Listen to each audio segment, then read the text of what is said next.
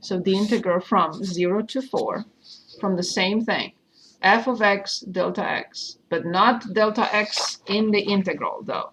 So this will be f of x dx. So this is called definite integral. And the answer is always a number, always for a definite integral. So then that will be the integral from 0 to 4. And I'm copying the function now that you gave me. So it's 3x cubed plus 4x squared plus 7x plus 2 dx. And now let's see what we get. Let's find the antiderivative. And then evaluate it from 0 to 4.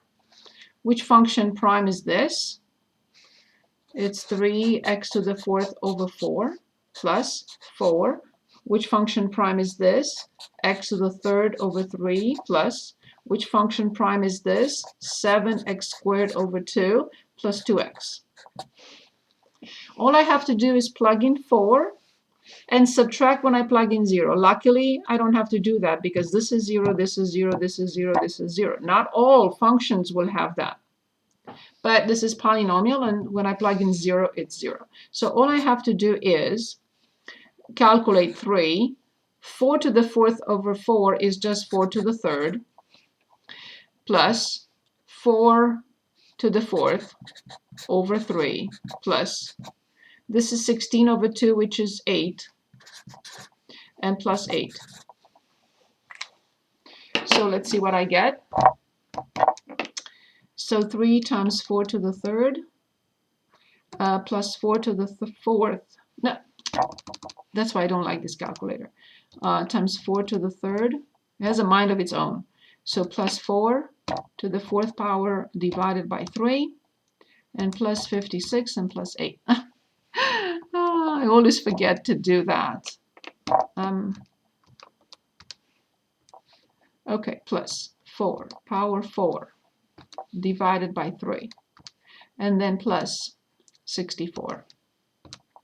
Okay, so if I want to change this into a fraction, I get 1024 over 3. So this is exactly the same thing we got, 1024 over 3. And again, I mentioned that this is one-line problem, and this is 4-page problem, right? But we need to understand how this works and how we can approximate, especially when we are not able to find the antiderivative. So we can still approximate.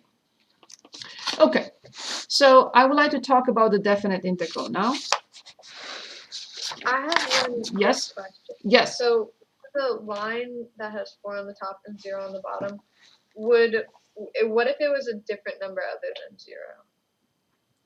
So the formula, or the fundamental theorem of calculus says this.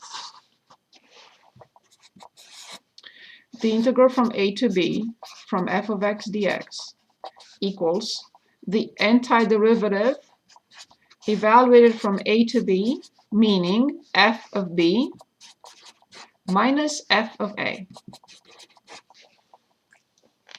So we would have had. I just wanted to check that. Sure, we would have had to subtract. This is super important. Only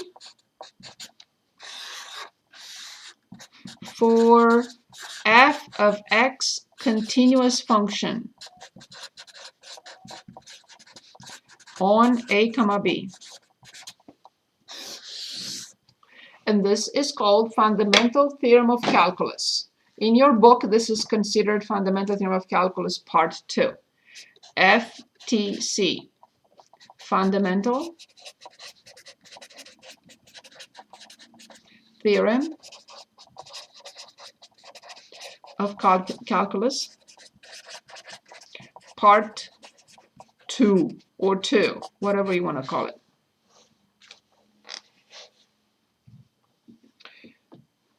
Okay. Go ahead. Is f of x dx just another fancy way to write the antiderivative?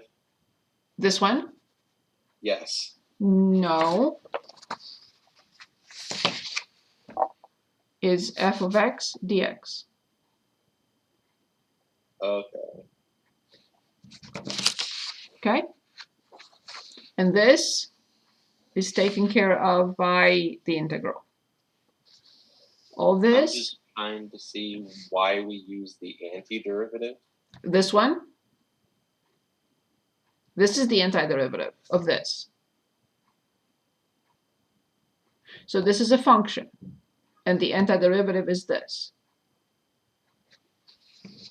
So the question is, why do we